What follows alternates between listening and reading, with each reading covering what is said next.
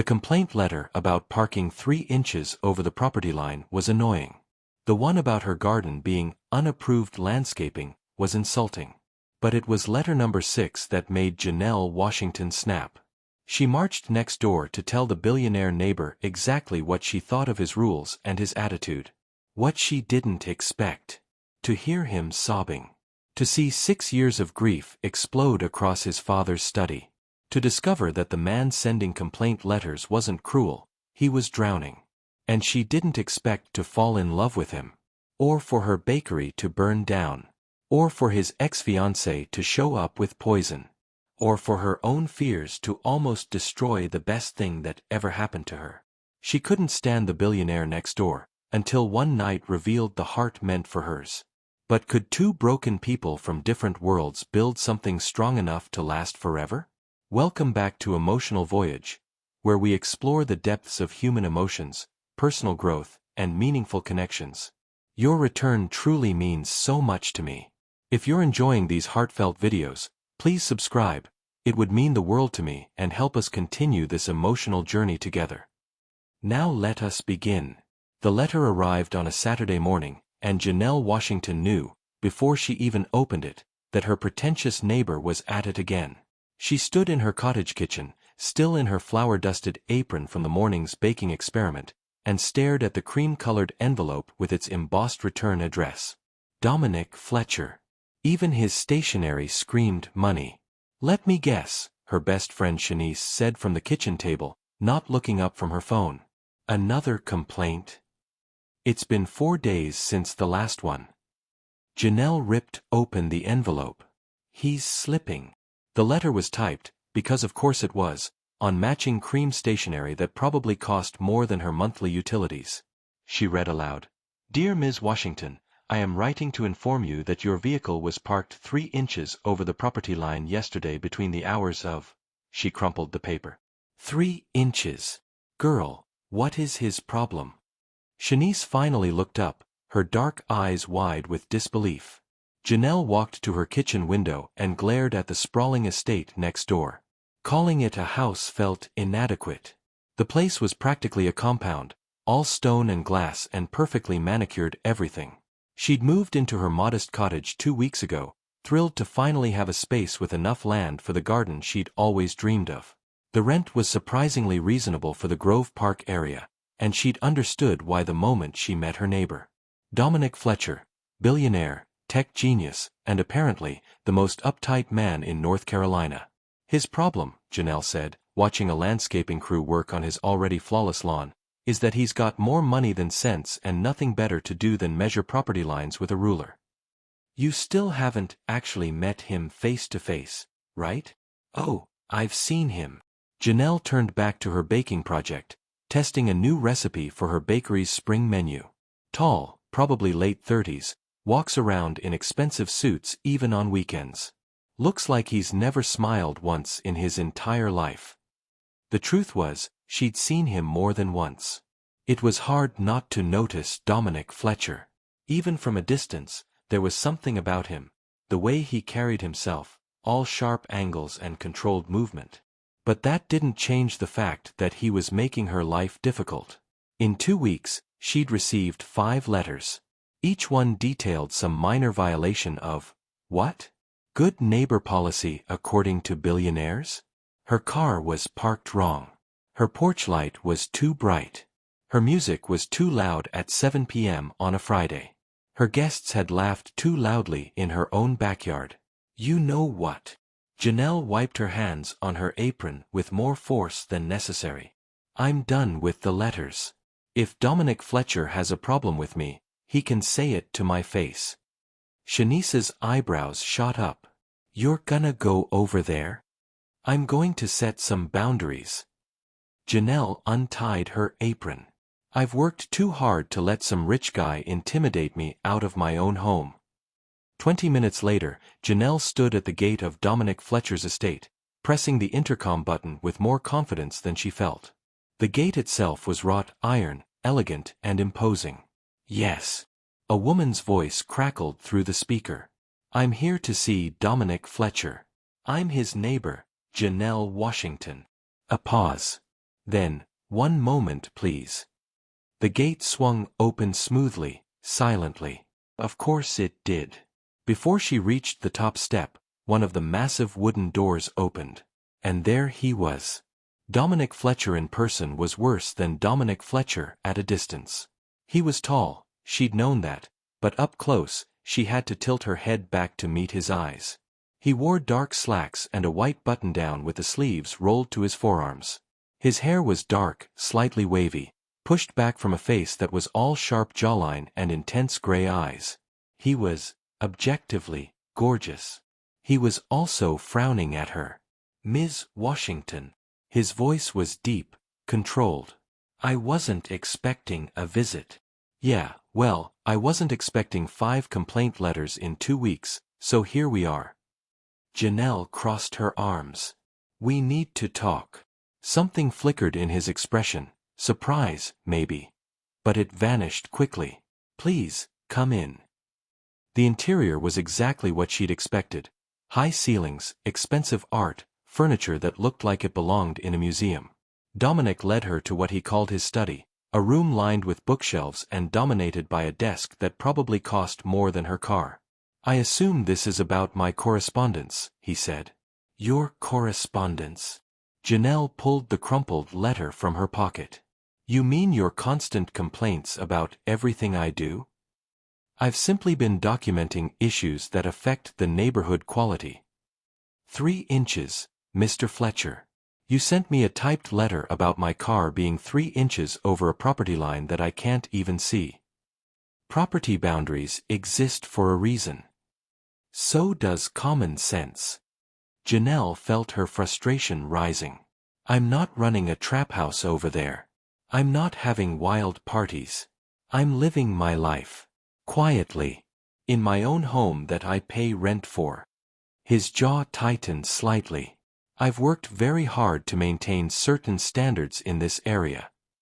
Let me be clear, Mr. Fletcher. I'm not going anywhere. I love that cottage. I'm going to park my car in my driveway, tend my garden, and live my life. If that somehow offends your delicate sensibilities, that's a you problem, not a me problem. For a long moment, they stood there, locked in a silent standoff.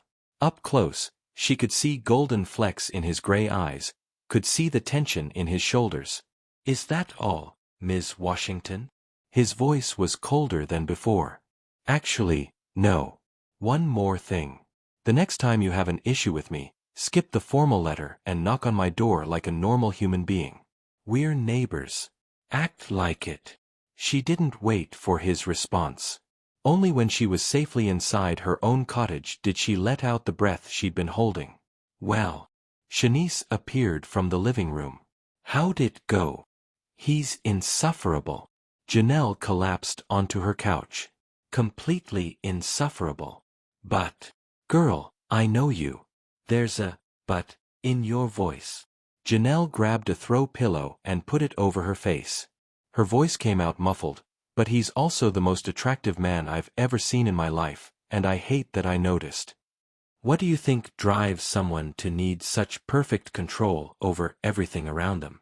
Have you ever misjudged someone based on first impressions? Drop your thoughts below. 3 days passed without a single letter, and Janelle didn't know whether to feel relieved or suspicious. She threw herself into work at Sweet Provisions, her bakery on Biltmore Avenue. The space was her pride, exposed brick walls, mismatched vintage tables, and the constant warm smell of butter and sugar. She'd opened it 2 years ago after saving every penny from her culinary school days, and it was finally, barely, turning a profit. These lemon lavender scones are selling like crazy, her assistant manager Kyle said, restocking the display case. We're gonna need another batch before the lunch rush. On it. Janelle headed to the kitchen, tying her apron as she went. Baking had always been her meditation. The precision of measurements, the chemistry of ingredients, the way flour and butter and thyme could transform into something beautiful. It centered her in a way nothing else could. Her mama had taught her that. Diane Washington had worked 2 jobs to put Janelle through culinary school, never once complaining, always believing. You've got magic in those hands, baby, her mama would say.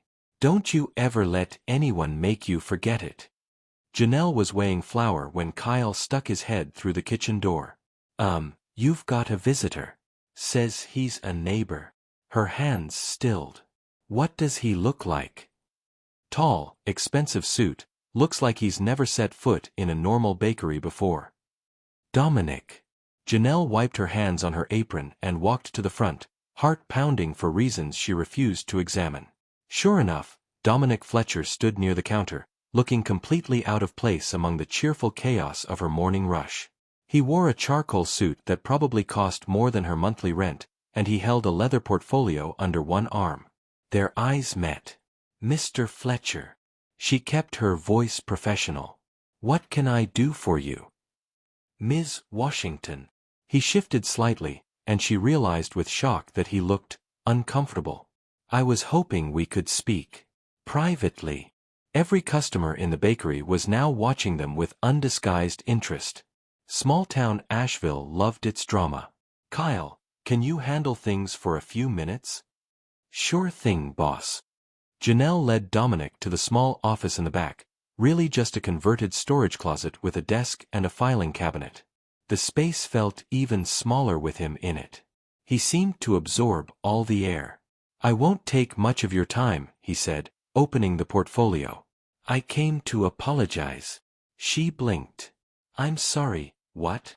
You were right. My letters were. He paused, seeming to search for the word. Excessive. Inappropriate. You have every right to enjoy your home without harassment. Janelle leaned against her desk, studying him. This close, she could see the faint shadows under his eyes, the tightness around his mouth. What changed? I had time to reflect on my behavior. He pulled out a document. I also had my property surveyed. Officially. Your car was never over the line.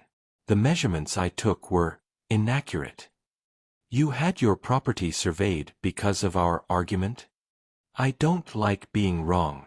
A ghost of something, humor, maybe, flickered across his face. It happens rarely enough that I have to verify it. Was that a joke? From Dominic Fletcher? Anyway, he continued, I wanted to give you this. It's a formal apology, along with a commitment that I won't send any further complaints unless there's a genuine issue that affects property values or safety. Janelle took the document. It was typed, formal, very Dominic. But it was also sincere. She could feel that. Thank you, she said quietly. This means a lot. He nodded, then turned to leave. But something made Janelle speak again. Can I ask you something? He paused. Of course. Why do you care so much? About the property, the standards, all of it. For a long moment, she thought he wouldn't answer. His shoulders tensed, his jaw tightened, and she saw the walls go up in real time. My father built that estate, he finally said. Maintaining it matters to me. Perhaps too much. Built, not bought. There was a story there. He passed away, Dominic continued, his voice carefully neutral. 6 years ago. The estate is. It's what I have left of him. Oh. Suddenly, the complaint letters, the perfectionism, the rigid control, it all looked different. Not better, exactly.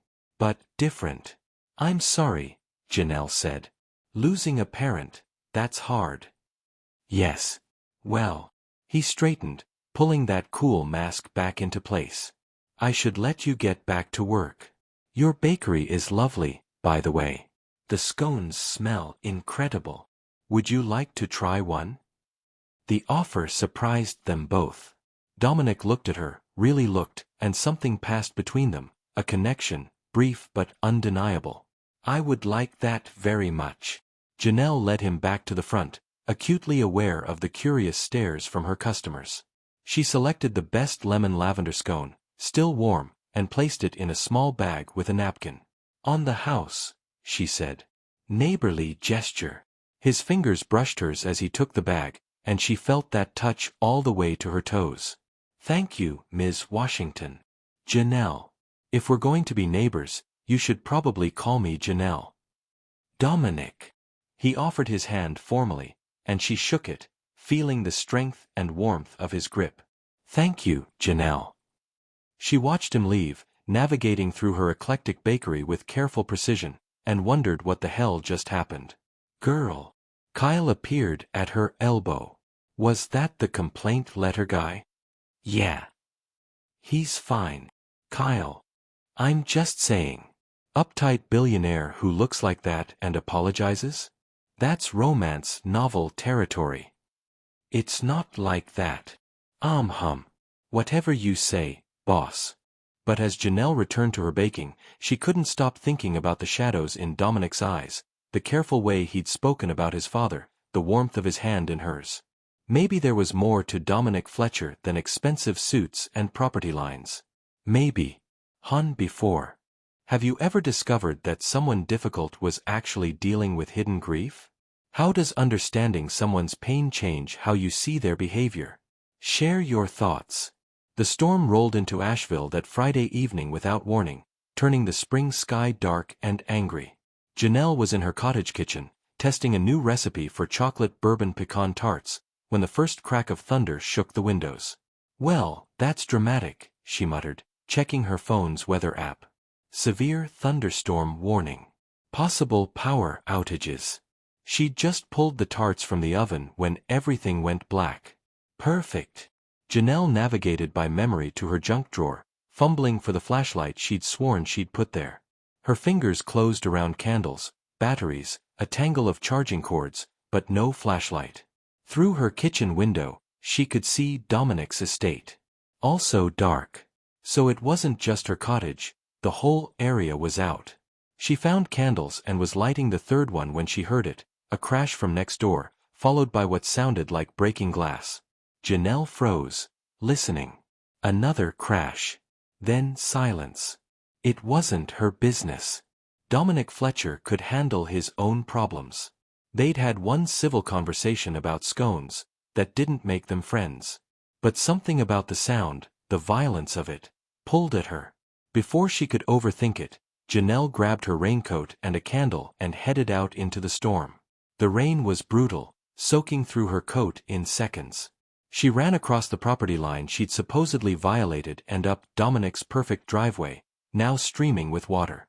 The front door was locked, but she could see a faint glow of light from the back of the house. She followed the wraparound porch, rain pelting her face, until she reached the windows of what looked like a sitting room.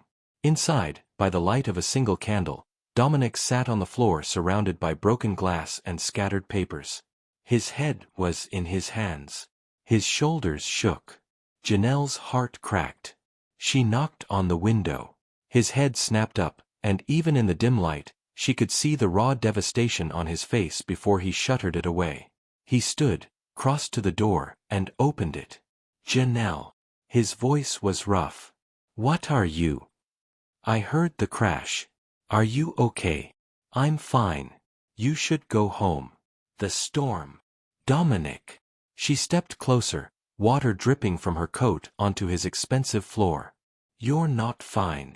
For a long moment, he just looked at her. Rain hammered the windows. Thunder rolled overhead.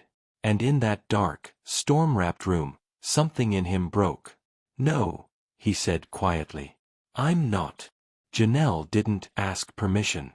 She stepped inside, closed the door against the storm, and took in the scene. The broken glass was from a picture frame. In the candlelight, she could see the photo, a younger Dominic with an older man who had the same gray eyes. His father. Papers were scattered everywhere. She picked up the closest one and saw handwriting, elegant and precise. A letter. Today is the anniversary, Dominic said behind her. 6 years. My father died 6 years ago today, and I can't. He stopped, his control fracturing. I can't keep everything together the way he did. The company, the estate, the standards he set. I keep trying, but I'm not him. I'll never be him. Janelle set down the letter carefully. Why would you want to be? Because he was perfect. Everything he touched turned to gold. He built an empire from nothing, created this estate, raised me with principles and standards and made you feel like you have to be perfect too? She turned to face him. Dominic, those letters you sent me, the rigid control, the way you micromanage every blade of grass, that's not honoring your father. That's killing yourself trying to be someone you're not. You don't understand. Then help me understand. The words hung between them. Outside, lightning flashed, illuminating his face for a brief moment. She saw pain there, and loneliness, and something else, a desperate need to be seen. He had a heart attack, Dominic said finally. Right here in this house. I was on a business trip in Singapore. By the time I got home, he was already gone. No goodbye. No final words. Just gone. And everyone said, "You're Richard Fletcher's son. You'll carry on his legacy. You'll make him proud." But what if I can't? What if I'm not enough? Oh, Dominic. Janelle moved closer, her shoes squelching on the wet floor. You're grieving. You're still grieving, and you've been trying to grieve perfectly, which is impossible. I don't know how else to be. Try being human. She reached out slowly, giving him time to pull away, and touched his hand. Try being messy and imperfect and real. His fingers closed around hers, holding tight like she was an anchor in a storm. I don't let people see this, he whispered. Any of this. I know. Why did you come over here? Because I heard the crash, and I was worried. Janelle squeezed his hand. And because maybe, underneath all the complaint letters and property lines, I think you're someone worth knowing. Something shifted in his expression, surprise, hope, fear all tangled together. I ruined your first weeks here, he said. Made you feel unwelcome in your own home. Why would you want to know me? Because I think you were so busy trying to keep everything perfect that you forgot how to let anyone in. She smiled softly. Also, you apologized. That counts for something. A ghost of a smile touched his lips. The scones helped. They were exceptional. High praise from a billionaire. From a neighbor, he corrected. They stood there in the candlelight, hands linked, while the storm raged outside. Janelle knew she should leave, go back to her cottage, maintain proper boundaries. But something about this moment, the vulnerability, the honesty, the way Dominic was looking at her like she'd just offered him oxygen, made her stay. Tell me about him, she said. Your father. The real him, not the perfect version. And in the darkness, with rain drumming on the roof and candles flickering around them, Dominic began to talk. When have you discovered someone's true heart beneath their protective walls? What makes you willing to stay when someone shows you their broken pieces? Let us know below. Janelle woke to sunlight streaming through unfamiliar windows and the smell of coffee. For a disoriented moment, she couldn't remember where she was. Then it came back, the storm, Dominic's grief, talking for hours in candlelight. She must have fallen asleep on his couch. She sat up quickly, finger-combing her hair, and noticed someone had covered her with a cashmere throw. Her shoes were neatly placed by the sofa. Through the doorway, she could hear movement in the kitchen. Janelle found Dominic standing at a professional-grade espresso machine, wearing dark jeans and a soft gray sweater that made his eyes look like smoke. His hair was slightly mussed, and he looked more relaxed than she'd ever seen him. Good morning, he said, glancing up with a small smile. I hope you don't mind, I made coffee. How do you take it? However it comes. I'm not picky. She leaned against the doorframe, suddenly shy. In last night's darkness, everything had felt safe, contained. Morning light made it real. I'm sorry I fell asleep. That's so embarrassing. Don't be. You stayed and listened when you didn't have to. I'm the one who should apologize for monopolizing your entire evening. You didn't monopolize anything. I wanted to stay. Their eyes met, and something warm passed between them. He handed her a mug, perfect cappuccino with foam art in the shape of a leaf. You have hidden talents, Mr. Fletcher. Dominic, he corrected gently. And I picked up a few things living in Italy for a year. Coffee is a religion there. Italy. Janelle sipped the cappuccino and nearly moaned. It was incredible. After graduate school, I worked for a tech startup in Milan. He made his own coffee, leaning against the counter. My father thought I was wasting time. He wanted me to come straight into the family business. But you went anyway? For 1 year. Then he called and said he needed me, and I came home. Something flickered across Dominic's face. I never made it back to Italy. Janelle heard what he didn't say. He'd given up what he wanted for what his father needed. And he'd been doing that ever since. What was your favorite part? She asked. About Italy. His expression softened. The chaos. The beautiful, wonderful chaos. Nothing ran on time. People argued passionately about everything. Strangers became friends over meals that lasted hours. It was the opposite of how I was raised, and I loved it. You don't seem like someone who enjoys chaos. I didn't think I was. But there. He paused, searching for words. I felt free. Like I could just be Dominic, not Richard Fletcher's son or the heir to the company. Just me. Janelle set down her mug, moved by the longing in his voice. You could still have that. The freedom to be yourself. Could I? He looked at her with something close to hope. I've spent 6 years building walls, maintaining control, trying to honor my father's memory by being what he wanted. Last night was the first time I've let anyone see behind them. How does it feel? Terrifying. He smiled ruefully. Also, relief. Like I've been holding my breath for years and finally exhaled. Janelle understood that feeling. When she'd left corporate catering to open her own bakery, everyone had said she was crazy.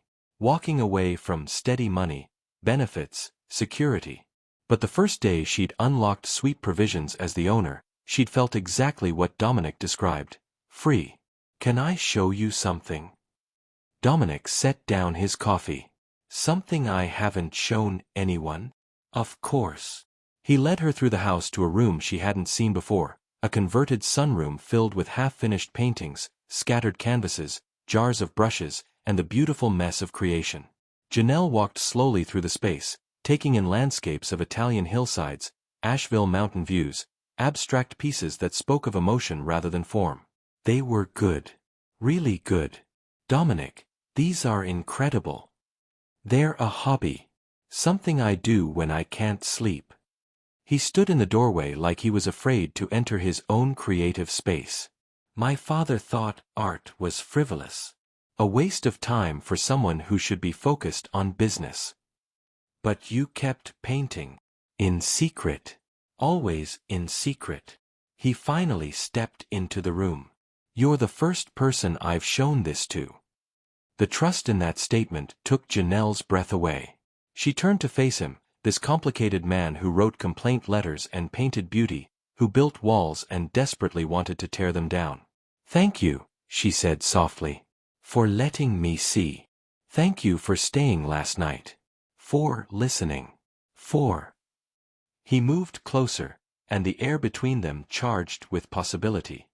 For making me feel less alone. You don't have to be alone. Janelle's heart hammered. You choose to be.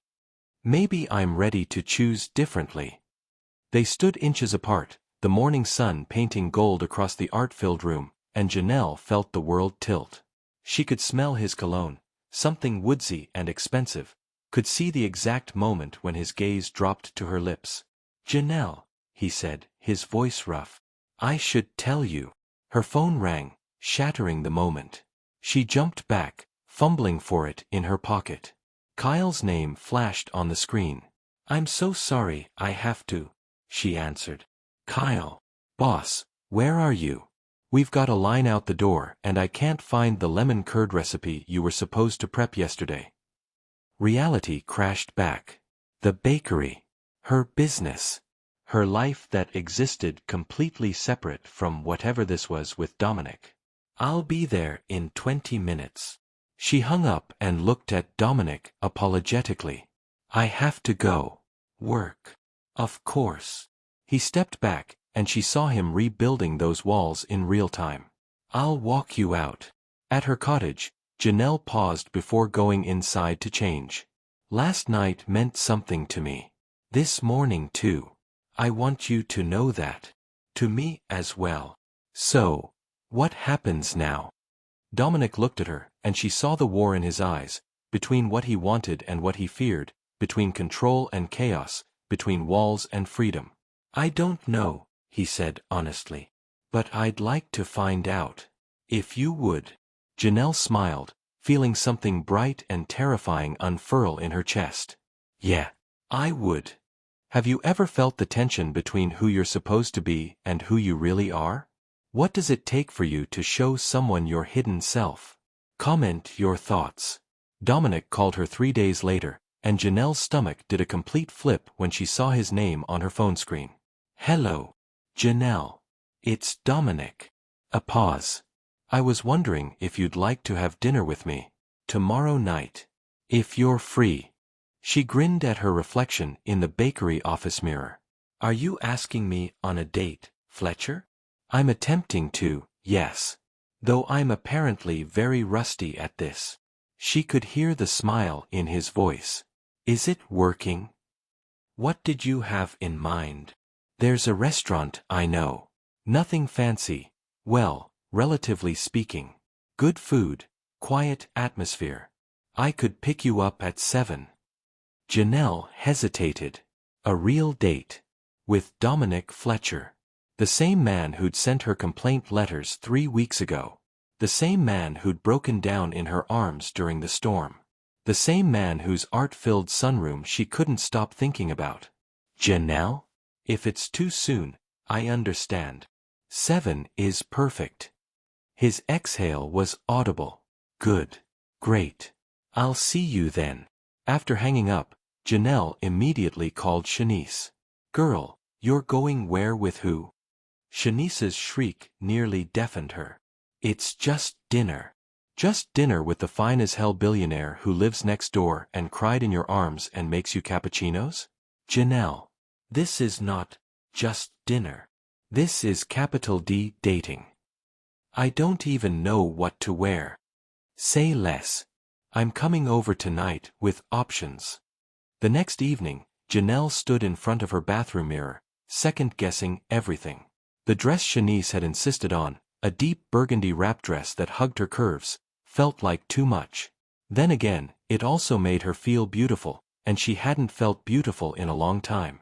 At exactly 7, her doorbell rang. Dominic stood on her porch holding flowers. A simple bouquet of white roses and greenery that somehow felt more intimate than a dozen red ones would have. He wore dark slacks and a navy button-down, and he looked at her like she'd stolen his breath. You look stunning, he said. You clean up pretty nice yourself. She accepted the flowers, their fingers brushing. Let me put these in water. In her kitchen, arranging the roses in a vase, Janelle caught herself smiling like a teenager. Through the window, she could see Dominic's Mercedes in her driveway, looking absurdly expensive next to her sensible Honda. Different worlds, she reminded herself. But maybe that didn't matter as much as she'd thought. The restaurant was in downtown Asheville, tucked into a historic building with exposed brick and candlelit tables. Intimate without being pretentious, exactly as Dominic had promised. The host greeted him by name, leading them to a private corner table. You come here often? Janelle asked as Dominic held her chair. Often enough. The chef is exceptional. He settled across from her, and in the soft light, she could see nervousness in the set of his shoulders. I hope you don't mind, I told them about your bakery. Chef Marcus is a fan. Wait, the Marcus who won that James Beard Award last year? The same. He said your honey lavender cake is the best he's had outside of France. Janelle's mouth fell open. How does he even know about my cake? I may have brought him a slice. Dominic's lips quirked. After the scone you gave me, I went back to your bakery. Several times. The chocolate bourbon pecan tart is dangerous. You've been to Sweet Provisions multiple times and didn't say hello? I was working up the courage. He looked down at his menu. Talking to you that night during the storm that was easier because I'd already hit bottom. But asking you to dinner? In the light of day. Terrifying. The honesty disarmed her completely. For what it's worth, Janelle said, I'm terrified too. You hide it better. Practice. You don't grow up black and working class without learning to look confident even when you're scared. Something shifted in Dominic's expression. Understanding, maybe, or respect. I grew up with every advantage, and I still feel like I'm faking competence most days. Really? You seem so controlled. Control is just fear wearing expensive clothes. He met her eyes. I'm learning that maybe I don't have to be so controlled all the time. You're teaching me that. The waiter arrived, and they ordered, Dominic suggesting dishes, Janelle delighted by everything. As the meal progressed, conversation flowed easier than she'd expected. They talked about her bakery's challenges, his company's latest project, her family in Charlotte, his complicated relationship with his mother. She lives in Charleston now, Dominic explained over wine. We talk once a month.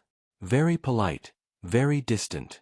After my father died, she couldn't bear to be in Asheville anymore. Too many memories.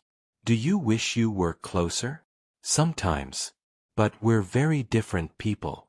She wanted me to sell the estate, move on, stop wallowing in the past, as she put it.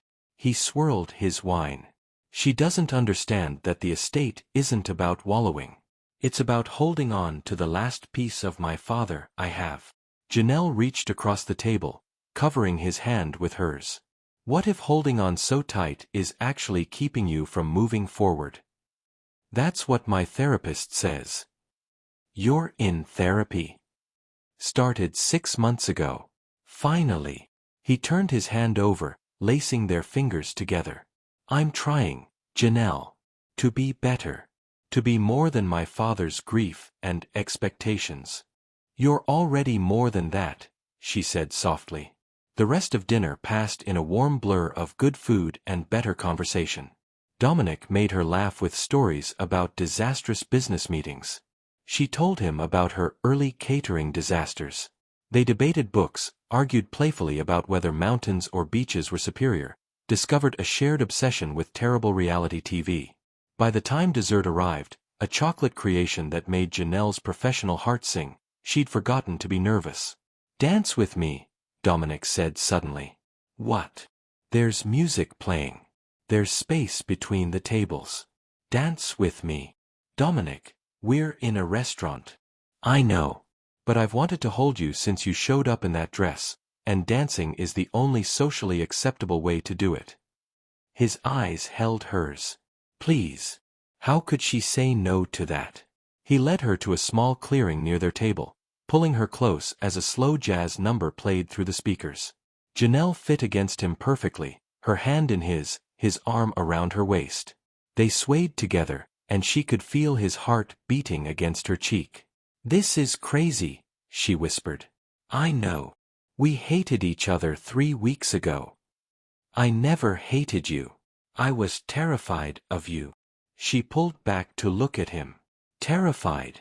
From the first moment I saw you moving into that cottage, laughing with your friends, so alive and free, I was terrified. His thumb traced circles on her lower back. Because I knew you'd make me feel things I'd locked away. And I was right. What do you feel? Her voice came out breathier than intended. Everything. His gaze dropped to her lips. I feel everything when I'm with you. The space between them disappeared. Dominic's hand came up to cup her face, his thumb brushing her cheek. Janelle's eyes fluttered closed as he leaned in, and then, his lips met hers, soft and sure and perfect. The kiss was gentle at first, a question. But when Janelle's arms wound around his neck, pulling him closer, it deepened into something more. Promise. Possibility. The beginning of something neither of them fully understood, but both wanted desperately. When they finally broke apart, both breathing hard, Dominic rested his forehead against hers. "I'm falling for you," he whispered. "I know it's fast, I know it's crazy, but I am." Janelle's heart soared. "Then catch me when I fall too." When did you know someone was worth the risk? What makes you brave enough to fall for someone who scares you? Share your moment. The next 2 weeks felt like a dream Janelle was afraid to wake from.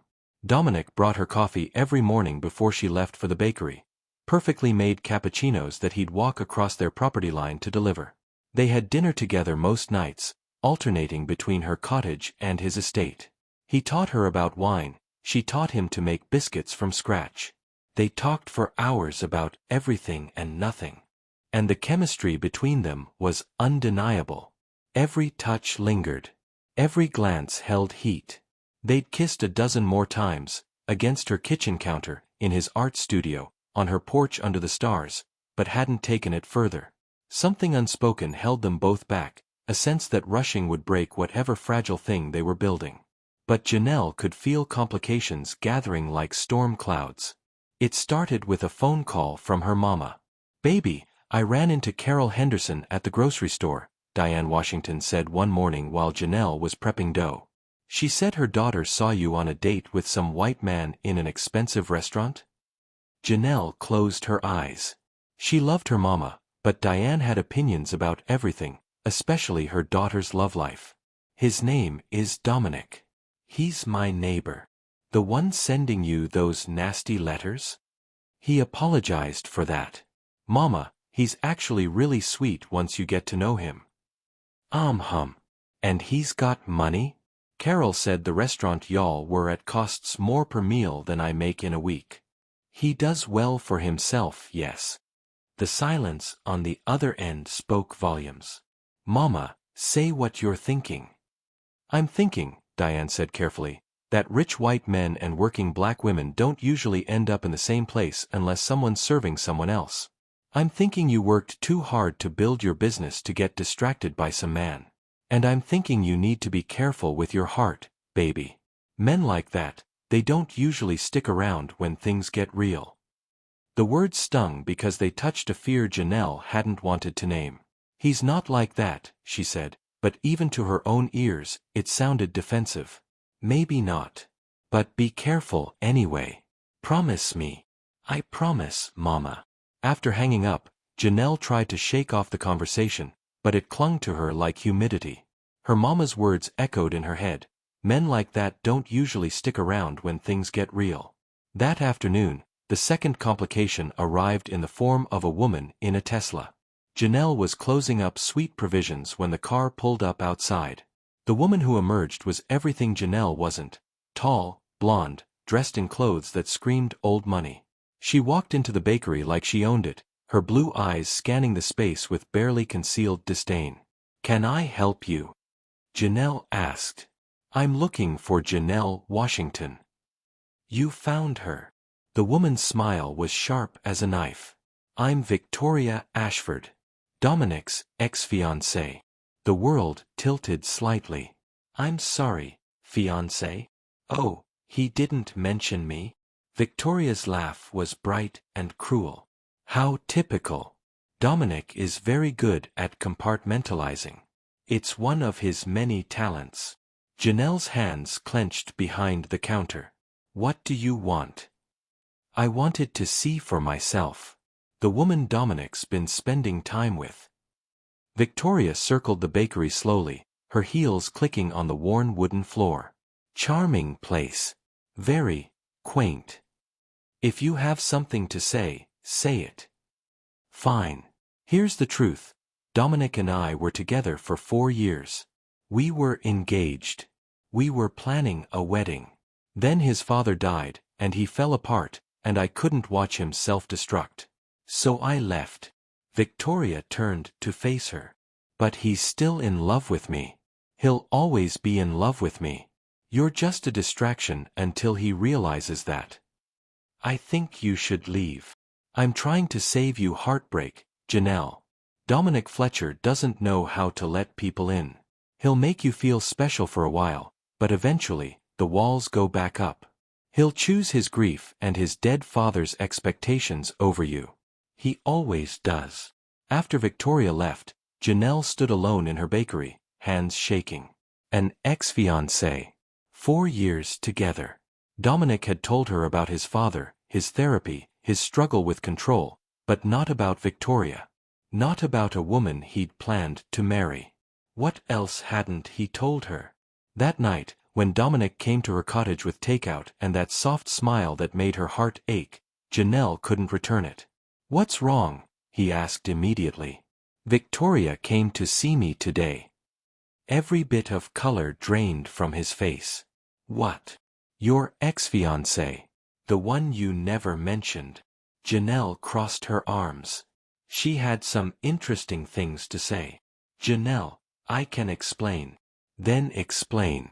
Explain why you told me about your father, your company, your therapy, but somehow forgot to mention you were engaged to someone for 4 years.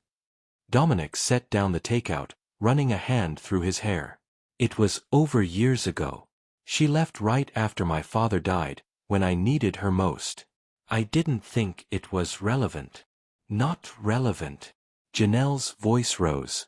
"Dominic, we've been getting closer, sharing things, and you didn't think your failed engagement was worth mentioning?" "It's not a part of my life anymore. Victoria is my past. You're my present." "Am I?" "Because she seems to think you're still in love with her. And the fact that you kept her a secret makes me wonder what else you're hiding." "I'm not hiding anything." Frustration cracked through his controlled exterior. "Victoria is manipulative and cruel, and whatever she said was designed to drive a wedge between us." "Then why is it working?" The question hung in the air between them. Dominic stepped closer, his eyes pleading. "Because you're scared. Because this is getting real, and you're looking for reasons to run before I can hurt you." "I understand that, Janelle. I'm scared too. But don't let Victoria's poison infect what we're building." "My mama called today too," Janelle said quietly. "She said men like you don't stick around when things get real. And maybe she's right. Maybe Victoria's right. Maybe I'm just a distraction until you figure out how to grieve properly, or your ex decides she wants you back." "That's not true. Isn't it? Dominic, look at us. Really look. You're a billionaire living in an estate. I'm barely keeping my bakery afloat. You went to elite schools and traveled the world. I worked 3 jobs to pay for culinary school. We come from completely different worlds." "So what?" His voice turned passionate. "So what if we're different? That doesn't mean we can't work. It means when things get hard, you'll have the luxury of walking away. And I'll be left with a broken heart and a cottage I can't afford because I'm too sad to make rent." "You think I'd walk away? I think you don't know what you'd do." Janelle's voice broke. "And I think I'm protecting myself by not finding out." Dominic stared at her, and she watched understanding dawn, and then shut her away behind those walls she'd worked so hard to break through. "I see," he said quietly. "Victoria was right about one thing. I don't know how to let people in. And clearly, you don't know how to trust when someone does." The words hit like a slap. "That's not fair. Isn't it? I've been vulnerable with you, Janelle. I've shown you parts of myself I've never shown anyone. And the first time someone challenges what we have, you're ready to burn it all down." "I just need time to think." "Time. Right." He moved to the door, and everything in Janelle screamed to stop him. But fear kept her frozen. "Take all the time you need." After he left, Janelle sank onto her couch and let the tears come. Have you ever let fear sabotage something good? When someone's past shows up, how do you decide if it's a red flag or just history? Tell us below. 5 days passed without a word from Dominic, and Janelle felt his absence like a physical ache. She threw herself into work, creating new recipes with an almost manic energy. Lavender honey cakes. Bourbon chocolate tarts. Lemon rosemary cookies. Kyle watched her with concern as she tested batch after batch, never satisfied with the results. Boss, you've made that dough 3 times. It's perfect. It's not perfect. The texture's wrong. The texture is fine. You're not fine. Kyle crossed his arms. What happened with the hot neighbor? Nothing happened. Janelle. She set down her whisk harder than necessary. His ex-fiancée showed up and told me he'd never really let me in. Then my mama called and basically said the same thing. Then Dominic and I fought, and now we're not speaking. That's what happened. So you're just giving up? I'm being realistic. You're being scared, Kyle countered. And I get it. But the dude brought you cappuccinos every morning. He danced with you in a restaurant. He showed you his art that nobody else gets to see. That's not nothing. It's not enough, either. But was that true? Or was she doing exactly what Dominic had accused her of, looking for reasons to run before he could hurt her? That night, Janelle was closing the bakery when Shanice appeared, carrying 2 bottles of wine. Intervention time, Shanice announced, locking the door behind her. Kyle called me. Said you're spiraling. I'm not spiraling. Girl, you made the same cake 4 times today and threw them all away. That's spiraling. Shanice uncorked a bottle and poured 2 generous glasses. Talk to me. What's really going on? So Janelle told her everything. Victoria's visit, her mama's warnings, the fight with Dominic, the fear that had been growing since their first kiss. I'm terrified, Shanice, she admitted. Everything's moving so fast. 1 month ago, I couldn't stand him. Now I'm falling for him, and it's scary because what if everyone's right? What if men like Dominic Fletcher don't end up with women like me? What does that mean, women like you? You know what it means. Say it. Janelle took a long drink of wine. Black. Working class. Struggling business owner who still has student loans and shops at Target. He's a billionaire, Shanice. We're not in the same universe. So, you think love checks tax returns? I think reality exists. And the reality is, when things get hard, and they always get hard, it's easier to walk away from someone who doesn't fit into your world. Shanice set down her wine and took Janelle's hands. Listen to me. I watched you build sweet provisions from nothing. I saw you work 18-hour days, deal with suppliers who tried to cheat you, fight for every customer. You're not someone who gives up when things get hard. So why are you giving up on Dominic before you even really try? Because losing him now hurts this much. Janelle's voice cracked. Losing him later would destroy me. Oh, honey. Shanice pulled her into a hug. You're already in love with him, aren't you? And there it was. The truth Janelle had been running from. Yeah, she whispered against Shanice's shoulder. I really am. Meanwhile, in the estate next door, Dominic was having his own reckoning. He sat in his father's study, a room he rarely entered, staring at the portrait above the fireplace. Richard Fletcher looked down at him with that familiar expression of controlled disappointment. I'm making a mess of this, Dad, Dominic said to the painting. Just like I made a mess of everything after you died. His phone buzzed. Victoria's name appeared on the screen. He'd been ignoring her calls since Janelle had told him about the bakery visit, but rage finally made him answer. What the hell did you say to Janelle? Hello to you too, Dom. Victoria's voice was smooth as silk. I just thought she should know what she's getting into. You're welcome. You had no right to interfere in my life. I'm trying to save you from another disaster. That woman isn't right for you. She doesn't understand your world, your responsibilities, what's expected of someone in your position. You mean she doesn't understand being miserable to maintain appearances? Dominic stood, pacing. That's what we were, Victoria. Miserable. We looked perfect on paper, same background, same social circle, same everything. And it was suffocating. That's grief talking. No, that's truth talking. I stayed with you because it's what my father wanted. The perfect match for the perfect son. But I was never happy. Not really. And you think you'll be happy with a baker? Victoria's laugh was bitter. Please. You'll get bored in 6 months. I've never been less bored in my life. The realization hit him fully. Janelle challenges me. She sees me, the real me, not the image I project. She makes me want to be better, not perfect. And you can't stand that because it means I've moved on. You'll regret this. I already regret something, not telling Janelle about you from the beginning. But I'm going to fix that. And Victoria. Lose my number. We're done. Permanently. He hung up before she could respond. For the first time in 6 years, Dominic felt like he could breathe in his father's study. He looked at the portrait again, but this time, he didn't see disappointment. He saw a man who'd been flawed and controlling and human. I loved you, Dad, Dominic said quietly. But I don't want to be you. I want to be me. And I want to be with someone who loves me, not your legacy, not the company, not the estate. Just me. The portrait didn't answer, but Dominic didn't need it to.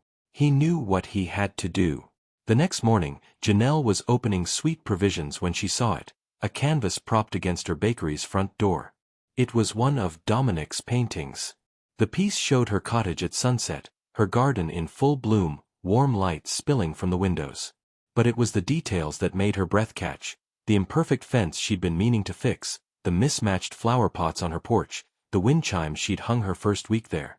He'd painted her home not as some ideal version, but exactly as it was, beautiful in its imperfection. A note was attached to the frame. Janelle, you were right. I didn't tell you about Victoria because I was ashamed, not of her, but of who I was with her. Someone who chose appearance over authenticity, control over connection. Someone who was so busy maintaining walls that he forgot how to live. You've shown me a different way. You've taught me that imperfection isn't something to hide but something to celebrate. That real love isn't about fitting into each other's worlds, it's about creating a new world together. I'm falling for you. I've been falling since the moment you stormed into my house and called me out on my nonsense. And yes, it's scary. Yes, we're different. Yes, there will be complications. But I'm done running from things that scare me. I'm done choosing safety over joy. The question is, are you? Yours, Dominic. Janelle read the note 3 times, tears streaming down her face. Then she did the only thing she could do. She ran. When has someone's grand gesture changed your mind about them? What would it take for you to choose love over fear? Share your story. Janelle burst through Dominic's front gate, which stood open, as if he'd been waiting for her, and sprinted up the driveway. Her heart hammered against her ribs, his note clutched in her hand, the painting's beauty still burned into her mind. She pounded on the massive wooden door, not caring that she was breathless, that she probably looked wild, that the sun had barely risen. She needed to see him. Needed to tell him. The door swung open. But it wasn't Dominic standing there. Patricia Fletcher looked exactly like her son. Same gray eyes, same sharp features, same expression of controlled surprise. She wore an elegant cream pantsuit and held a coffee cup like a shield, taking in Janelle's bakery apron and tear-stained face with one sweeping glance. You must be Janelle, Patricia said coolly. I'm Dominic's mother. Yes. I'm sorry, I didn't know you were visiting. I need to speak with Dominic. I'm sure you do. Patricia stepped aside. He's in his father's study. Down the hall, last door on the left. But perhaps we should talk first. It wasn't a request.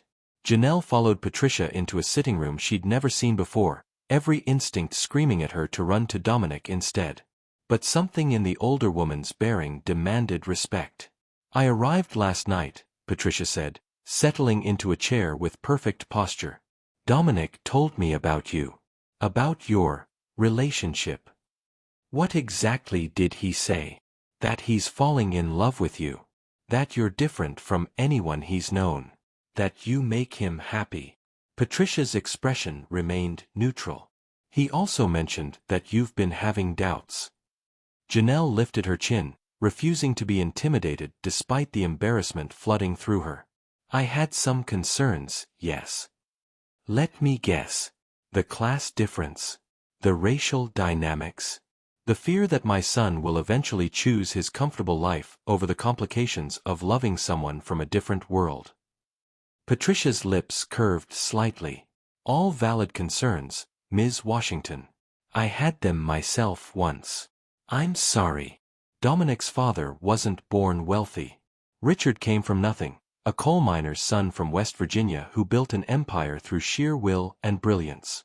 When we met, I was Patricia Ashford, old Charleston money, debutante balls, the works. My family was horrified. Patricia's eyes grew distant. They told me he'd never fit into my world. That love wasn't enough to bridge our differences. That I should marry within my class and be sensible. Janelle sat down slowly, captivated despite herself. Obviously, I didn't listen, Patricia continued. I married Richard anyway, and for 20 years we were magic. He challenged me, made me laugh, showed me that the life I'd been raised for was beautiful but empty. We created something new together, our own world that didn't follow anyone else's rules. But Janelle heard the word hanging unspoken. But Richard never fully believed he was enough. No matter how successful he became, how much wealth he accumulated, how perfectly he crafted this estate, part of him always felt like the coal miner's son playing dress-up. And when he died... Patricia's voice cracked, just slightly. When he died, Dominic inherited that insecurity along with everything else. Tears pricked Janelle's eyes. He's trying so hard to be his father. He's trying to prove he's worthy of his father's legacy. It's destroying him. Patricia leaned forward. But then you came along. And for the first time in 6 years, my son called me and talked about something other than business or obligation. He talked about lemon lavender scones and gardening and a woman who sees him, really sees him, and isn't impressed by the money or the estate or the Fletcher name. I see a man who's grieving, Janelle said softly. A man who's been trying to be perfect when all he needs is to be himself. Exactly. Patricia's expression softened. So when the doubts creep in, Ms. Washington, remember this. The differences between you and Dominic aren't weaknesses. They're strengths. You can show him how to live authentically. He can show you that not all wealth corrupts. Together, you can build something neither of you could create alone. What if I hurt him? What if I'm not enough? What if you are? Patricia stood. Love is always a risk. But I've watched my son exist rather than live for 6 years. You've given him life again. Don't take that away because you're afraid. Before Janelle could respond, a crash echoed from down the hall, the unmistakable sound of breaking glass, followed by a roar of anguish that made her blood run cold.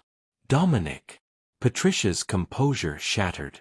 She ran toward the study, Janelle right behind her. They found him in his father's study, surrounded by shattered picture frames and scattered papers. The portrait of Richard Fletcher lay face down on the floor. Dominic stood in the center of the destruction, chest heaving, tears streaming down his face. I can't do this anymore, he shouted at the fallen portrait. I can't keep trying to be you. I can't keep living in this shrine to someone I'll never become.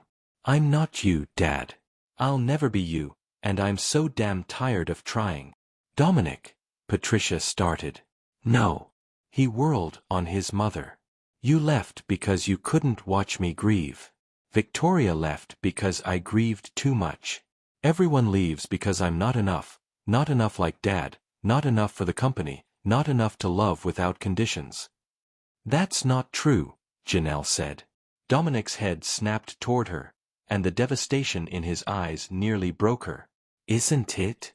You left too. The first time things got complicated, you walked away. I know. She stepped over the broken glass, moving toward him. I was scared and stupid, and I'm so sorry. Sorry isn't enough, Janelle. I've spent my whole life being told I'm not enough. I can't. His voice broke. I can't hear that from you too.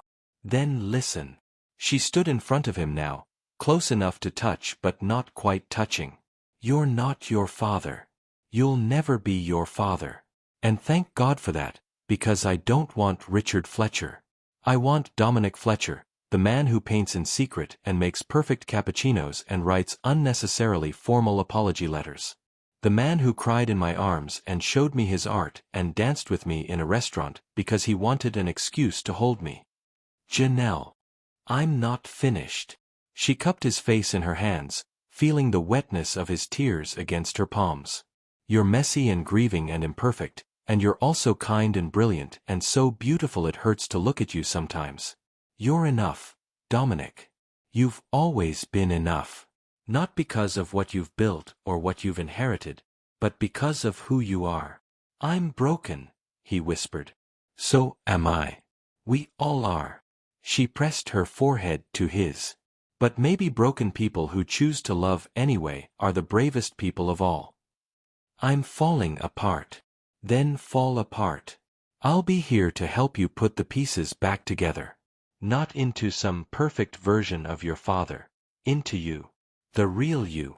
Dominic's arms came around her then, pulling her close as sobs racked his body.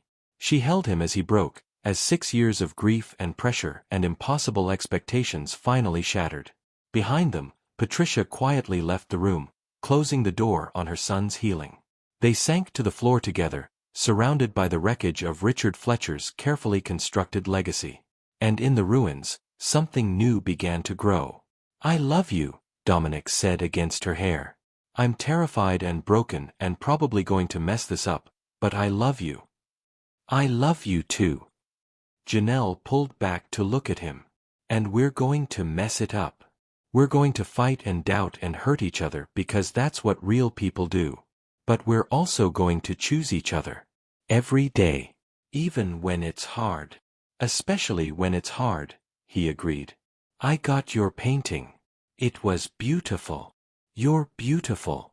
Your whole life is beautiful, the chaos and imperfection and joy of it. I want that. I want you to teach me how to live like that. And I want you to teach me that it's okay to want beautiful things. That wanting you doesn't make me a traitor to where I came from. They kissed then, soft and salt-tinged and full of promise. Around them, broken glass glittered like diamonds in the morning light. When they finally broke apart, Dominic looked at the destruction he'd created. I probably need to clean this up. Or. Janelle stood, pulling him up with her. Or you could leave it. Let it be a reminder that breaking down isn't the same as being broken. My mother is going to think I've lost my mind. Your mother told me to fight for you. Dominic's eyebrows rose. She did. She told me about your father. About their different worlds. About choosing love over fear. Janelle laced her fingers through his. She's pretty wise for someone who drinks coffee at 7 in the morning wearing a pantsuit. He laughed, a real, genuine laugh that transformed his whole face. She is rather formal. Wonder where you get it from. They stood in the destroyed study, holding each other, and Janelle felt something shift fundamentally. The fear wasn't gone, it would probably never be completely gone, but it was quieter now, easier to ignore in the face of what they were building. What happens now?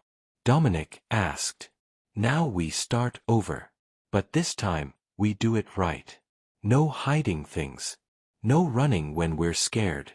No pretending we're not terrified. Radically honest. Radically honest. Then I should tell you that Victoria called 15 times yesterday. I blocked her number. Good.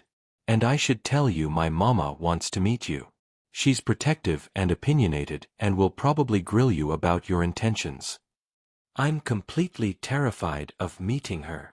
You should be. Janelle grinned. But she'll love you once she sees that you make me happy. Do I? His voice turned vulnerable again. Make you happy. Incredibly, impossibly happy. She kissed him softly. Also incredibly, impossibly scared. But I'm learning that maybe those things go together. Yeah. he murmured against her lips. Maybe they do. Have you ever witnessed someone's complete breakdown that led to their breakthrough? When did you realize that falling apart together is sometimes stronger than standing alone? Tell us your truth. 3 weeks after the study breakdown, Janelle woke to the sound of her phone ringing at 2 in the morning. Never good news. She fumbled for it in the darkness. Dominic stirring beside her. They'd been staying at each other's places most nights now, learning each other's rhythms, building something real. Hello, Janelle, it's Kyle. His voice was tight with panic. Sweet Provisions is on fire. The world stopped. What? I was driving past on my way home from my girlfriend's place and saw smoke.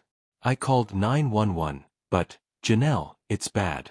You need to get here.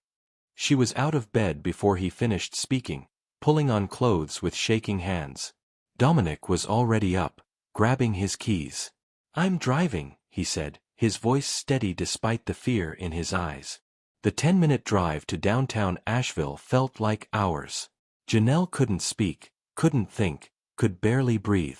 Sweet Provisions was her life. 2 years of 16-hour days, every penny she'd saved, every dream she'd deferred. It couldn't be gone. It couldn't be. But when they turned onto Biltmore Avenue, she saw the orange glow against the night sky. No, she whispered. No, no, no. Dominic pulled up as close as the fire trucks would allow. Janelle burst from the car and ran toward her bakery, or what was left of it. Flames poured from the windows. The exposed brick she'd loved was blackened with smoke. Firefighters shouted instructions, water arcing through the air, but it was clearly too late. Sweet Provisions was gone. Ma'am, you need to step back. A firefighter blocked her path. That's my business. That's my bakery. I understand, but it's not safe. Please step back behind the barriers. Strong arms wrapped around her from behind. Dominic pulled her against his chest as her legs gave out. She collapsed against him, unable to look away from the destruction of everything she'd built.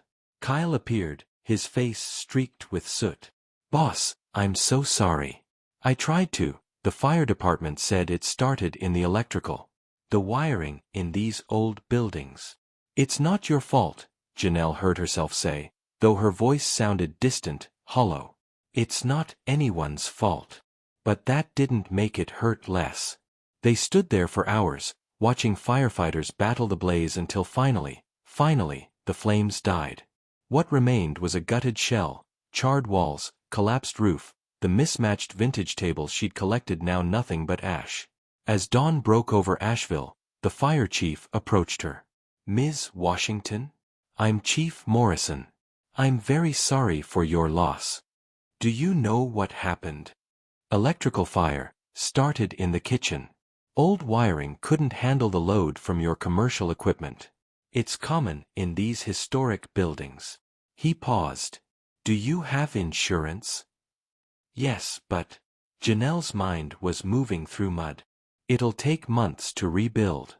If I can rebuild, the insurance probably won't cover everything, and the rent on the space, and my employees need to be paid, and... Breathe, Dominic murmured. Just breathe. But she couldn't breathe. The walls were closing in. Her mama had been right. She'd gotten distracted, spent time falling in love instead of checking the electrical, and now everything was gone. I need to go, she said suddenly, pulling away from Dominic. I need to think. Let me take you home. No. I need to be alone. She saw hurt flash across his face, but he nodded. Okay. Call me when you're ready. Janelle walked to her car on autopilot, drove to her cottage, and stood in her kitchen staring at nothing. The morning sun streamed through her windows, cheerful and oblivious. Her test kitchen, where she'd created every recipe now lost to the fire, mocked her with its normalcy. She'd lost everything. Her phone buzzed. Her mama. Baby, Kyle called Travis and told him about the fire. Are you okay? No, Mama. I'm not okay. Come home. Come to Charlotte. You can stay with us while you figure things out. I can't just leave. I have to deal with insurance, and my employees, and... Janelle. Her mama's voice turned firm. You just lost your business. You need family right now. Come home. After hanging up, Janelle sank onto her couch and let the tears come. Great, gasping sobs that tore from somewhere deep inside. She'd worked so hard. Sacrificed so much. And for what? For a pile of ash and smoke-damaged dreams? Her phone buzzed again. Dominic. I'm here when you need me. I love you. But love couldn't rebuild her bakery. Love couldn't pay her employees or fulfill the orders she'd promised customers or restore the recipes she'd spent years perfecting. Love couldn't fix this. Maybe her mama had been right all along. Maybe she'd gotten so caught up in Dominic that she'd taken her eye off what mattered. A responsible business owner would have had the electrical checked. Would have updated the wiring. Would have been more careful. A knock at her door pulled her from the spiral. She opened it to find Shanice, holding a bag from the only coffee shop open this early. Kyle called me too. Shanice pushed past her, setting down coffee and pulling Janelle into a fierce hug. I'm so sorry, honey. It's gone, Shanice. Everything's gone. I know. But you're not gone.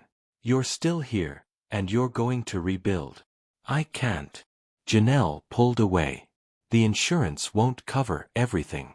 I'll have to take out loans I can't afford, find a new space, replace all the equipment. It'll take months, maybe a year. My employees can't wait that long. My customers will move on. It's over. So what? You're just giving up? I'm being realistic. You're catastrophizing. Shanice pushed a coffee into her hands. Drink this and listen to me. Yes, it's bad. Yes, it's going to be hard. But you've done hard things before. You built sweet provisions from nothing once. You can do it again. I don't know if I have the strength. Then lean on people who do. Lean on me. Lean on Dominic. At his name, something in Janelle's chest twisted. I can't. Why not? Because what if my mama was right? What if I got so distracted by falling in love that I let my business fall apart? The words tumbled out, bitter and afraid. What if being with Dominic made me lose focus, made me neglect the things that should have been my priority? That's grief talking, not truth. Is it? Shanice, a month ago, I was focused, driven. I was at the bakery 16 hours a day, checking every detail. Then Dominic happened, and I started leaving early for dinners, taking mornings off for coffee, spending nights at his place instead of testing recipes. I got comfortable. And now look what happened. An electrical fire happened. It has nothing to do with Dominic. Doesn't it? If I'd been paying attention instead of playing house with a billionaire. Stop. Shanice's voice turned sharp. You're looking for someone to blame because random tragedy is terrifying. But blaming yourself or Dominic won't change anything. The wiring was faulty. It would have failed whether you were in love or not. Janelle wanted to believe her. But the voice in her head, the one that sounded like fear and exhaustion and her mama's warnings, was so much louder. I need to go to Charlotte, she said quietly. Stay with my parents for a while. Figure out what to do next. Does Dominic know? Not yet. Janelle. I just need some space, okay? From everything. From him. I can't think straight when he's around. After Shanice left, Janelle started packing. She was shoving clothes into a suitcase when Dominic appeared at her door, letting himself in with the key she'd given him 2 weeks ago. You're leaving. It wasn't a question. I need to go home for a while. For how long? I don't know. He stepped closer, and she could see he'd been crying too. Talk to me, Janelle. Don't shut me out. I'm not shutting you out. I just need time to think. You're running. His voice carried an edge of desperation. The same way you ran after Victoria showed up. When things get hard, you run. That's not fair. Isn't it? I stood in my father's study and broke down in front of you. I showed you my darkest moment. But now that you're hurting, you won't let me do the same for you. This is different. How? How is it different? Because you have money. The words exploded out of her. Because you can throw cash at problems until they go away, and I can't. Because rebuilding Sweet Provisions will probably bankrupt me, and you could write a check right now and not even notice the missing funds. Because we're not the same, Dominic, and this fire just proved it. The silence that followed was deafening. I see, Dominic said quietly. So we're back to this. Back to me being the rich guy who couldn't possibly understand your struggles. That's not what I meant. That's exactly what you meant. He turned toward the door, and Janelle's heart screamed at her to stop him. But her mouth wouldn't form the words. I love you, Janelle. I'd give you anything, my money, my time, my everything. But I can't make you believe you deserve it. I can't make you trust that we're stronger together than apart. Only you can decide that. Dominic, go to Charlotte. Take your time. But know this, I'll be here when you're ready. However long it takes. Because unlike everyone else in my life, I don't give up on the people I love. He left without looking back. Janelle stood in her cottage surrounded by half-packed suitcases and the ghost of his words, and wondered if she'd just made the biggest mistake of her life. Have you ever pushed away the person you needed most because accepting help felt like admitting defeat? When has fear made you sabotage your own happiness? Share if this resonates. Charlotte felt like both home and a prison. Janelle spent 3 days at her parents' house, sleeping in her childhood bedroom under the same lavender comforter she'd had in high school. Her mama cooked all her favorite foods. Her daddy told bad jokes at dinner. Her brother Travis stopped by with his kids, filling the house with noise and distraction. But nothing could fill the hole where Sweet Provisions used to be. Or the one where Dominic used to be. You gonna talk about it, or you gonna keep moping around my kitchen? Janelle Washington finally asked on the 4th morning, sliding a plate of eggs across the table. I'm not moping. Baby, you've worn a hole in my living room carpet from pacing. That's moping. Her mama sat down across from her. Tell me what's really going on. And don't say it's just the bakery. Janelle pushed eggs around her plate. I messed up, Mama. With the white boy. With Dominic, yes. And stop calling him that. Diane's eyebrows rose. So it's serious. It was. I don't know anymore. Janelle set down her fork. He wanted to help after the fire. Wanted to be there for me. And I pushed him away because I was scared. Scared of what? Of needing him. Of being the charity case. Of proving you right, that men like him don't stick around when things get real. The words tumbled out faster now. Sweet Provisions was mine, Mama. I built it myself. No handouts, no shortcuts, just my own work. And the idea of taking money from Dominic to rebuild it feels like admitting I can't do it alone. And where has doing it alone gotten you? Janelle looked up sharply. Diane's expression was softer than she'd expected. I know what I said before, about rich white men and working black women. And baby, I stand by it. The world's not fair, and you gotta protect yourself. But I've been watching you these past 4 days, and you're not just grieving your bakery. You're grieving that man. I told him we weren't the same. That the money difference proved it. Well, that was stupid. Mama. I'm serious. You think your daddy and I came from the same world. Diane shook her head. I was a secretary. He was a janitor. My family thought I was marrying beneath me. His family thought I was uppity. We didn't have money, but we had different ideas about everything.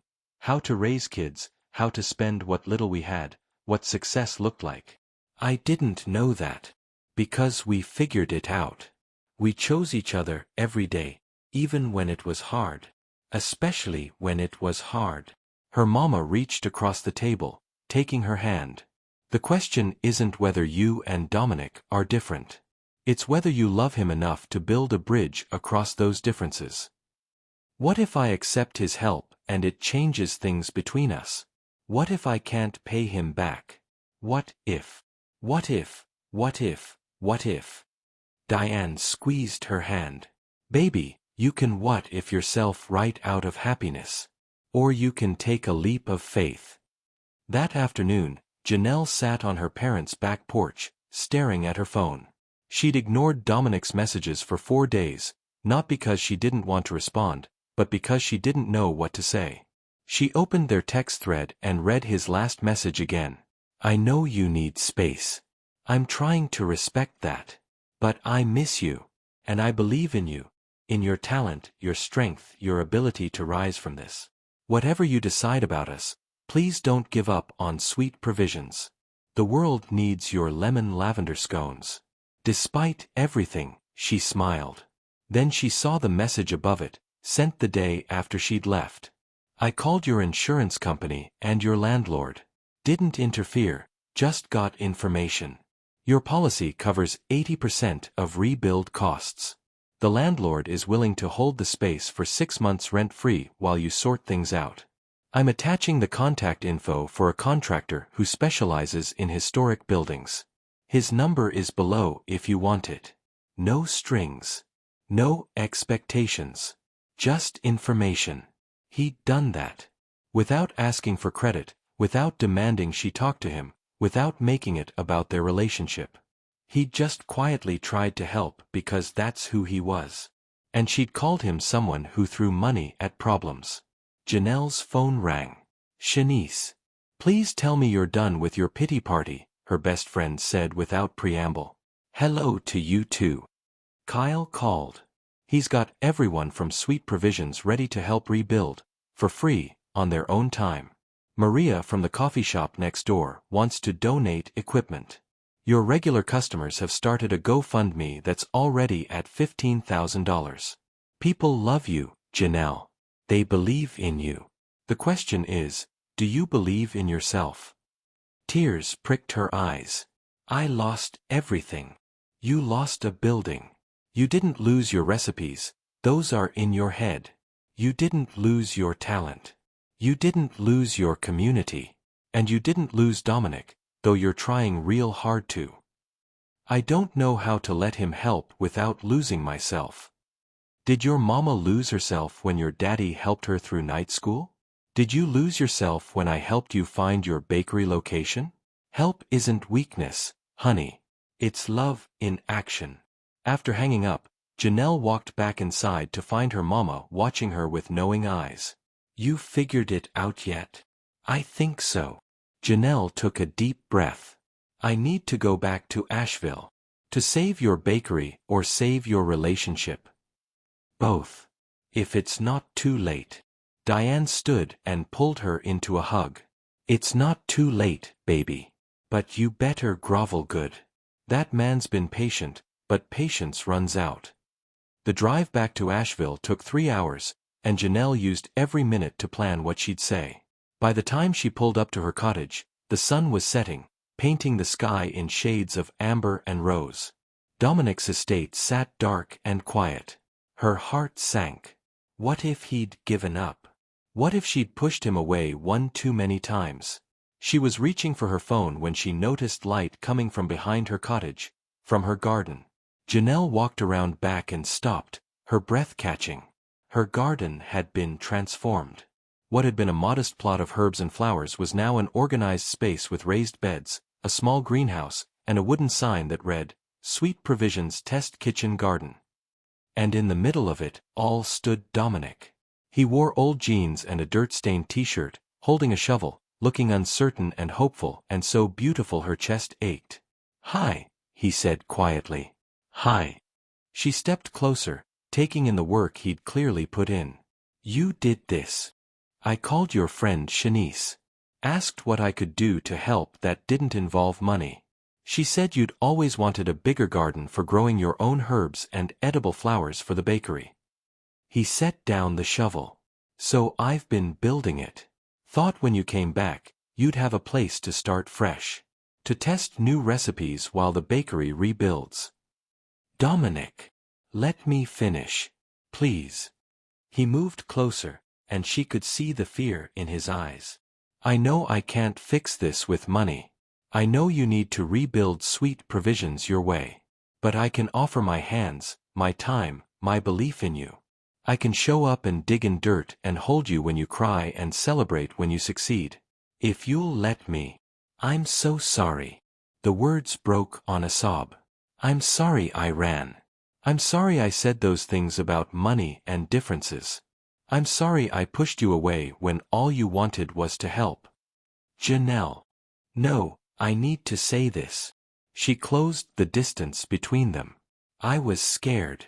I'm still scared. Because loving you means being vulnerable in ways I've never been before. It means accepting help, which I've always seen as weakness. It means trusting that you won't leave when things get hard, even though everyone's told me men like you don't stay with women like me. I'm not everyone else. I know. I know that now. She took his hands, dirt and all. You've shown me who you are over and over, someone kind and broken and real. Someone who paints and builds gardens and respects boundaries even when it hurts. Someone who stays. I'll always stay, he said fiercely. Through fires and doubts and whatever else life throws at us. I'll stay, Janelle. Because I love you. Not who you could be or who I want you to be. Exactly who you are. I love you too. So much it terrifies me. Good. He pulled her close, pressing his forehead to hers. Terrified means it matters. Terrified means it's real. They kissed then, desperate and tender and tasting of tears and dirt and hope. When they finally broke apart, both of them were crying. I want to rebuild the bakery, Janelle said. My way, with the insurance money and the GoFundMe and my own sweat. But I'd like your help too. Not your money, but your time. Your support. Your terrible coffee opinions while I test recipes. My coffee opinions are excellent. They're pretentious. I prefer refined. He smiled, thumbs brushing away her tears. I'd be honored to help however you need me. And I want to do this together. Really together. Not you in your world and me in mine, but building something new that's ours. Yeah. Yeah. She kissed him softly. Also, this garden is incredible. When did you even have time to do all this? I've been out here every day since you left. Turns out manual labor is good therapy. He gestured to the raised beds. Shanice helped me plan it. That section is for herbs, that one for edible flowers, and I left space over there for whatever else you want to grow. Janelle walked through the garden, running her hands over the smooth wood of the beds, breathing in the rich smell of fresh soil. This must have taken days. 5 days, actually. Kept me from going crazy missing you. I missed you too. She turned to face him. I'm done running, Dominic.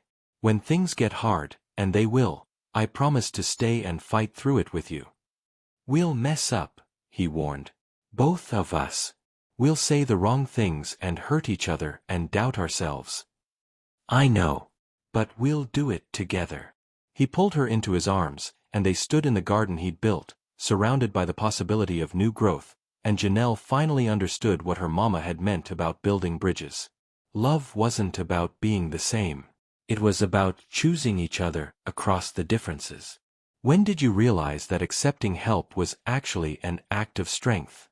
Have you ever had someone show their love through actions rather than words? Tell us. 6 months later, Janelle stood in front of the rebuilt Sweet Provisions and couldn't quite believe it was real. The new space wasn't identical to the old one, it was better. The exposed brick had been restored and reinforced. New windows let in even more light. The kitchen gleamed with updated equipment and wiring that actually met code. And in the back, a door led to a small patio where customers could enjoy their pastries surrounded by potted herbs from her garden. You ready for this? Dominic asked beside her, squeezing her hand. I think so. She looked up at him, This man who'd shown up every single day for 6 months. Who'd helped her navigate insurance paperwork and contractor bids. Who'd tested every recipe iteration without complaint. Who'd held her through panic attacks and celebrated every small victory. We're really doing this. You're really doing this. I'm just here for moral support and quality control. You're here because I love you and you make the best coffee. I'll take it. He kissed her forehead. Kyle's inside with the team. Shanice is handling the social media countdown. Your parents texted that they're an hour out. Janelle's heart swelled. Her mama and daddy were driving up from Charlotte for the grand reopening, along with Travis and his family. Even Dominic's mother Patricia had called yesterday, promising to stop by during her visit next week. The past 6 months had been brutal and beautiful in equal measure. The insurance money had covered most of the rebuild, but not all. The GoFundMe had helped bridge the gap. Janelle had taken a small loan for the rest. Manageable, hers, something she could pay back on her own terms. Dominic had offered money a dozen times. She'd refused every time. But she'd accepted everything else he gave, his time, his support, his steady presence during 3 a.m. anxiety spirals. And slowly, she'd learned that accepting help didn't make her weak. It made her human. Boss. Kyle burst through the door. The first batch of lemon lavender scones just came out perfect. Maria from the coffee shop is here with flowers. And there's already a line forming outside. Janelle's breath caught. A line? We don't open for another hour. People are excited. They've missed you. Kyle grinned. Also, that food blogger with like 100,000 followers just posted about the reopening. Her exact words were, "The phoenix rises, and she's bringing pastries." Oh my God. You've got this, Dominic murmured. Go be brilliant. The next hour passed in a beautiful blur. Janelle moved through her new kitchen with muscle memory and joy, pulling trays from the oven, piping frosting, arranging displays. Her team worked around her with easy efficiency. Kyle on the register, 2 new hires she'd trained prepping in back, everything flowing like a choreographed dance. At exactly 9 a.m., Shanice unlocked the front door. The crowd that poured in brought tears to Janelle's eyes. Regular customers she recognized. New faces drawn by the publicity. The contractor who'd rebuilt the space, refusing payment for his scone. Chef Marcus from the fancy restaurant, who ordered 6 of everything for research purposes. And standing quietly in the corner, watching her with undisguised pride, was Dominic. Their eyes met across the crowded bakery, and he mouthed, "I love you." She mouthed back, "I love you too." By noon, they'd sold out of nearly everything. Janelle was in the kitchen, frantically baking more scones, when her mama appeared in the doorway. "There's my girl," Diane said, pulling her into a fierce hug. "Baby, this place is beautiful. You did it. We did it. All of us." Janelle gestured to her team, to the bakery, to Dominic who was charming her daddy by the coffee station. "I couldn't have done this alone." "No, you couldn't. And that's okay." Her mama pulled back, studying her face. "You look happy. Really happy." "I am. That man of yours has been telling your daddy about the garden he built. Robert's already planning to steal ideas for our backyard." Diane's expression softened. "I was wrong about him, Janelle. He's good people. The best people. You gonna marry him?" Janelle laughed. "Mama, we've only been together 7 months. So, when you know, you know." Diane patted her cheek. "I knew with your daddy after 3 weeks. Took him 6 months to propose, and I thought I'd die waiting." After her parents left, after the last customer departed, after her team had cleaned and closed up, Janelle and Dominic sat alone in the empty bakery, sharing the last lemon lavender scone. "Thank you," she said quietly. "For what?" "For believing in me when I didn't believe in myself.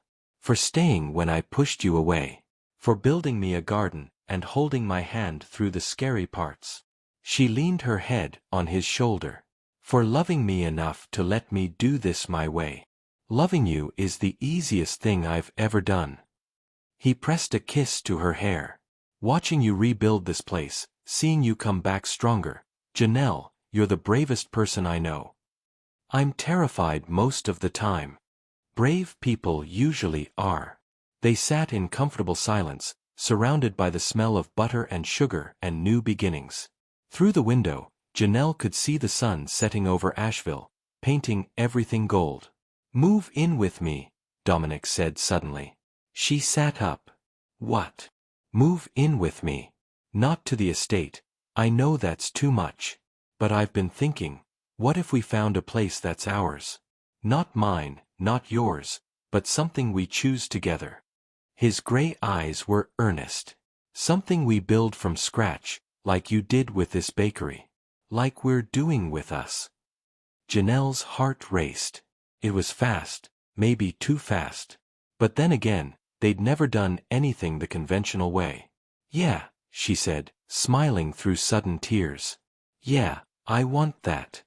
Yeah. Yeah. She kissed him, soft and sure. Let's build something together. Outside, the first stars appeared in the darkening sky. Inside, surrounded by the evidence of her resilience and his devotion, Janelle felt something she hadn't felt in months. Complete. When did you realize that your partner was your true teammate? What does building a life together mean to you? Share your thoughts. 1 year later, Janelle woke to the smell of coffee and the sound of rain pattering against windows.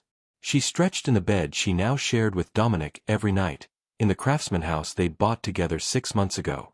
Not his estate, not her cottage, but theirs, a perfect middle ground with a huge kitchen, an art studio, and a garden that had become her favorite place in the world. Morning, Dominic appeared in the doorway holding 2 cappuccinos, his hair adorably messy. It's raining.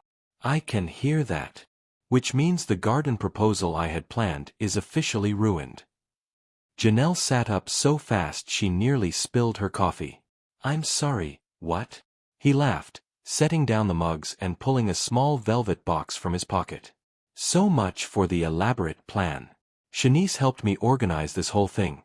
Rose petals, string lights, your parents hiding in the bushes to surprise you afterward. Very romantic. My parents are in our bushes? Not anymore. I texted them when the rain started. He sat on the edge of the bed, suddenly looking nervous. Janelle, I had this whole speech prepared. Practiced it for weeks. But right now, looking at you in our bed in our home on a rainy Saturday morning, I can't remember any of it. Her heart was thundering. Dominic. Let me try anyway. He took her hand.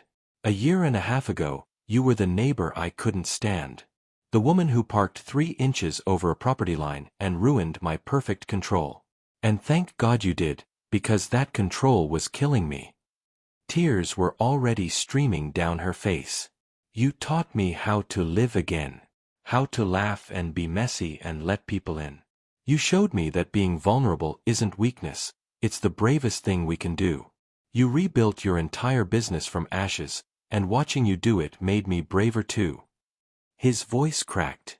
I love you, Janelle Washington. I love your strength and your creativity and the way you sing off-key when you're baking. I love how you challenge me and comfort me and make me want to be better every single day. I love you too, she whispered. I want to build a life with you. Not just a house or a garden, but a whole future. I want Sunday mornings and terrible arguments and making up and growing old together. I want to support your dreams and share mine with you. I want everything, as long as it's with you. He opened the box, revealing a ring that made her gasp, a simple gold band with a cluster of small diamonds that caught the light like sugar crystals. Will you marry me? Yes. The word came out as a sob. Yes, yes, absolutely yes.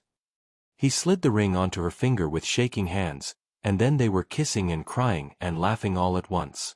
Outside, thunder rolled. Inside, everything was perfect. I can't believe my parents were going to hide in the bushes, Janelle said when they finally came up for air. Your mama was very excited about it. She's been helping me plan this for 2 months. 2 months. I wanted to ask you the night Sweet Provisions reopened, but Shanice said that was too soon and your mama agreed and I got outvoted. He brushed tears from her cheeks. Was this okay? Even without the elaborate garden setup. This was perfect. She looked at the ring, then at him. You're perfect. Well, not perfect. You still make pretentious coffee and organize the spice cabinet alphabetically. Someone has to bring order to your creative chaos. And someone has to teach you that chaos is beautiful. They spent the morning in bed, making calls to family and friends, accepting congratulations and happy tears. Diane cried for 10 minutes straight.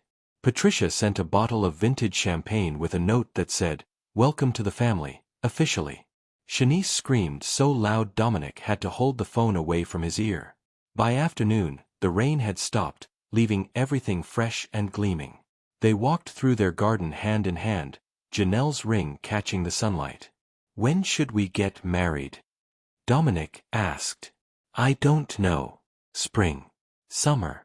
I want my parents there, and your mom, and we'll need to find a venue that can hold everyone from the bakery and—" Janelle. What? We could just do it simply. Small ceremony, people we love, focusing on us instead of the production. She stopped walking, turning to face him. You'd be okay with that? I thought wealthy people had big weddings. Wealthy people do lots of things I don't care about anymore. I just want to marry you. Everything else is details. I love that idea. She kissed him softly. Small and simple and ours. They decided on autumn, 3 months away, in the garden they'd built together. Janelle's mama cried again when they told her. Patricia offered to handle the catering, insisting it was a mother-of-the-groom privilege. Shanice appointed herself maid of honor without being asked. The next 3 months flew by in a blur of bakery expansions and wedding planning and normal, beautiful life. Sweet Provisions thrived, with lines out the door most mornings. Dominic sold a portion of his company to focus more on his art, finally pursuing what made him happy instead of what was expected. They adopted a dog, a scruffy rescue named Biscuit who had Dominic's schedule and Janelle's personality. And before she knew it, Janelle was standing in their bedroom on a perfect October afternoon, wearing a simple ivory dress while Shanice fussed with her hair. "You ready for this?" her best friend asked. "So ready.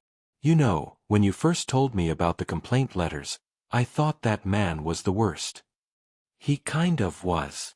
And now he's the best." Shanice's eyes filled with tears. "I'm so happy for you, honey. You deserve this. You deserve him." Through the window, Janelle could see guests gathering in the garden. 50 people, family, close friends, her Sweet Provisions team, a few of Dominic's business partners who'd become friends. Patricia stood near the makeshift altar, elegant in navy. Her parents sat in the front row, her daddy already wiping his eyes. And at the end of the aisle, looking devastatingly handsome in a charcoal suit, stood Dominic. The ceremony was perfect in its simplicity. Her brother Travis walked her down the aisle. Dominic's hands shook when he took hers. They'd written their own vows, and neither made it through without crying. "I promise to love you in the chaos and the calm," Janelle said, her voice strong despite the tears. "To let you in when I want to push you away. To build our life together, brick by brick, day by day." "I promise to stay," Dominic said. "Through fires and doubts and whatever else comes. To choose you every morning and every night. To love you exactly as you are, forever." When the officiant pronounced them married, the garden erupted in cheers. Dominic kissed her like they were the only 2 people in the world, and maybe in that moment, they were. At the reception, catered by Chef Marcus and featuring a cake Janelle had made herself, she danced with her daddy while he cried happy tears. "My baby girl," Robert said. "All grown up and married." "I'm still your baby girl, Daddy." "I know. But you got yourself a good man there. He loves you right. He does. That's all I ever wanted for you. Someone who sees how special you are." As the sun set over their garden, Janelle and Dominic cut the cake together, fed each other bites while everyone laughed, and swayed to their first dance as husband and wife. "Hello, Mrs. Fletcher," Dominic murmured against her ear. "I'm keeping Washington professionally, remember?" "Hello, Mrs. Fletcher Washington." "Better." She pulled back to look at him, this man who'd been a stranger, then an annoyance, then everything. "I can't believe we're married." "I can. I've been planning this since the night you showed up at my gate in your rise and grind shirt and told me to act like a normal human being." "That's not true." "Okay, maybe since the storm. Or the first kiss. Definitely by the time I built you a garden." He spun her gently. "The timeline's unclear, but the ending was always going to be this. You and me, forever." "Forever," she agreed. Later, after the last guest had left and they'd collapsed on their couch with biscuit between them, Dominic pulled out his sketchbook. "I want to remember everything about today," he said, already drawing quick lines that would become a painting. "Your smile when you walked down the aisle. The way your mama cried during the vows. Our first dance." Janelle watched him work, marveling at how far they'd both come. From complaint letters to wedding vows. From rigid control to joyful chaos. From two broken people to one whole partnership. "Hey," she said softly. "Thank you for parking complaints." He looked up, confused, then laughed. "Thank you for parking 3 inches over the property line." "I still say you were measuring wrong." "I absolutely was. Best mistake I ever made." They kissed across a sleeping dog, in the home they'd built, on the first day of their marriage, and Janelle knew with absolute certainty that this was exactly where she was meant to be. Not in spite of their differences, but because of them. Not perfect, but real. Not the ending, but the beginning of everything. What's your favorite, annoying neighbor to true love moment from this story? Do you believe in second chances and new beginnings? Share your thoughts, and tag someone who needs to read this love story. Thank you so much for watching till the end. It truly means a lot to me. If this video touched your heart or resonated with you in any way, please show your support by hitting that like button and subscribing to Emotional Voyage. Your support helps us reach more souls on this journey. Until next time, take care of your heart.